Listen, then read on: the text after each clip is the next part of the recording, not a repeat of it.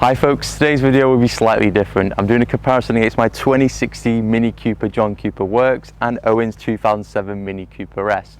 This comparison came to thought because there's a huge price difference between these cars, yet they are identical inside and out. So let's see if it's worth forking out the extra cash to buy the newer thing. First off, I'd like to give a big shout out and thank you to the owner, Owen, for bringing this car down so I could do this video. He bought his Mini in June, so he's quite new to Mini ownership like me. But if you have any burning long-term R56 Mini Cooper S ownership questions, I will leave his Instagram handle below. Right, let's start off with the most important test when it comes to buying a Mini, and that is the sound. My JCW is bone stock and it doesn't feature the JCW Pro exhaust, whereas Owen's Mini Cooper S has a Scorpion catback exhaust fitted.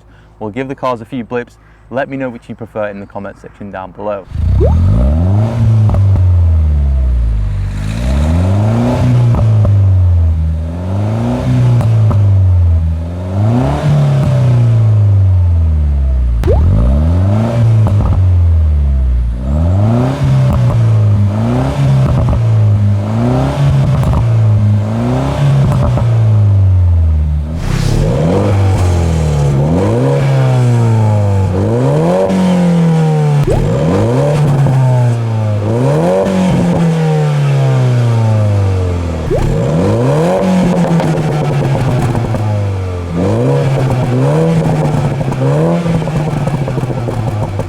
Since we're back, we may as well talk about the boot space, and the R56 Mini Cooper S has about 160 litres of space, whereas the JCW has about 210 litres of space. Is the difference noticeable to the naked eye? Definitely not. And will future potential Mini buyers be bothered? Also no. As far as dimensions go, the R56 has a length of 3.7 meters and a width of 1.7 meters. As for the F56, it's 0.1 of a meter longer in length, so once again nothing noticeable. However, it's packed on a bit of weight as it weighs 80 kilograms more. In terms of power and specifications, the Mini Cooper S has the early 1.6 litre petrol engine producing 173 brake horsepower and 177 pounds-foot of torque. 0 to 60 times are around 7.1 seconds, and it tops out at 140 miles per hour. Road tax will set you back about £220 as it emits 164 grams per kilometre of CO2. Jumping over to my JCW, and that has the 2 litre petrol engine producing 228 brake horsepower and 236 pounds-foot of torque. 0 to 60 times are around 6.3 seconds, and it tops out at 153 miles per hour. Road tax will set you back about £180 as it emits 147 grams per kilometre of CO2, and prices for these cars range anything between 13 to 17 grand. We now know how fast both cars are, so it's time we put them to the test. Me and Owen will hit the road and get some 20 to 70 mile per hour speed timings. Bear in mind we will be recording our timings on a phone, so do take it with a pinch of salt. Right, first attempt, 20 to 70. Count me in.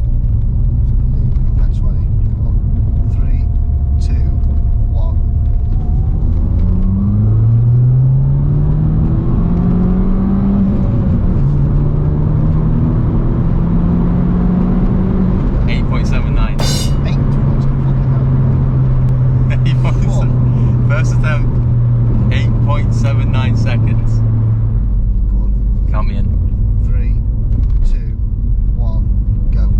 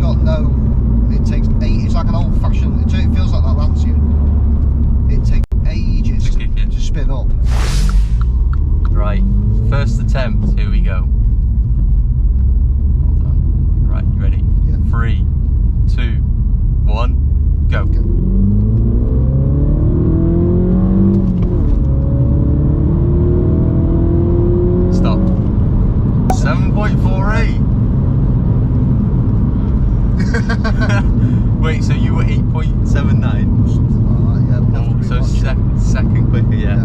I took a screenshot, but I think you were 8.79, yeah, best run. 7.48, fucking hell. I like that. Right, traction control off the second attempt. Just back to your tyres now. The wheelbase is short, so they'll just slide fucking like no one's business. You ready? Second attempt. 3, 2, 1, go.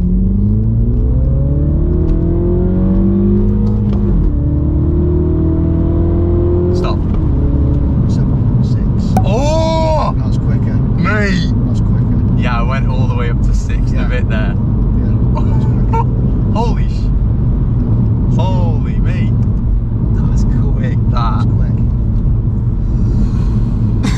See, a lot of people give me this shit, but 7, holy. you gotta remember all these times they're in minis. Yeah. It's not like that. Mate, it feels good to be the faster car for once. I've always been the slower one. Yes, I'm happy with that. Love it, mate. You got some catching up to do in the Cupras. Big time. 3, 2, 1, go.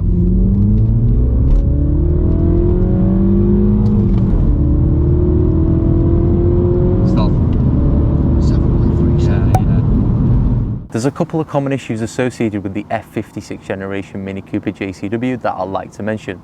An issue that I believe I'm coming across is worn control arm bushes. So for example, when I go over a speed bump, the right side of this car especially starts making noise. It's an unpleasant noise as well. Secondly, you're not going to believe this, is a non-operative horn. When you press the horn, there's different pressure points, and in this car, those pressure points sometimes get clogged up, and if you can't get them cleaned, which is an option you can go down, it does mean a whole new wheel assembly from Mini. And finally, the driver's side door seal is starting to chip away at the paint right here. As you can see, it's actually left quite a big mark, and since we're pretty much right next to the interior, we may as well talk about the air conditioning, as the aircon is starting to smell a bit musky in this car. But these two last issues aren't as serious as the others. The R56 Mini Cooper S features issues more so related with its M14 engine, but it's usually down to the type of ownership it's had. If you know its characteristics and look after them, they aren't half as bad as people make them out to be. This car here is looked after by a specialist in Silverdale, and it still features its original tune. Therefore, it cracks and bangs and has a little bit more power than usual. Now, just to further explain this original tune point, in 2009, these cars had software updates which limited their power due to emissions, I imagine, and most owners kind of bypassed this because it essentially made your car worse, and these are one of these cars. Next up, the interiors of both cars, and I'll start with the newest one first, and you could tell Mini went a little bit bonkers with the JCW interior. You've got plenty of bits that say it's the JCW version over the regular Mini. You've got this checkered flag around the infotainment system, you've got JCW on the seats, on the door sills. It's pretty much littered.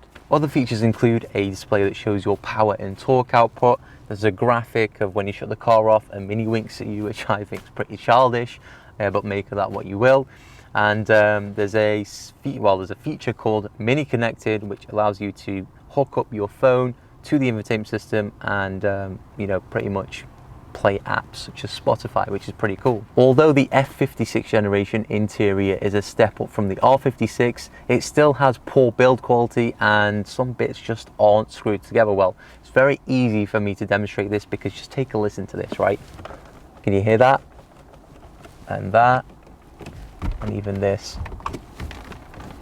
And now let's move on to the interior of the Mini Cooper S. And when I first sat in here, I couldn't help but notice the amount of circles in this car. For example, the key is a circle.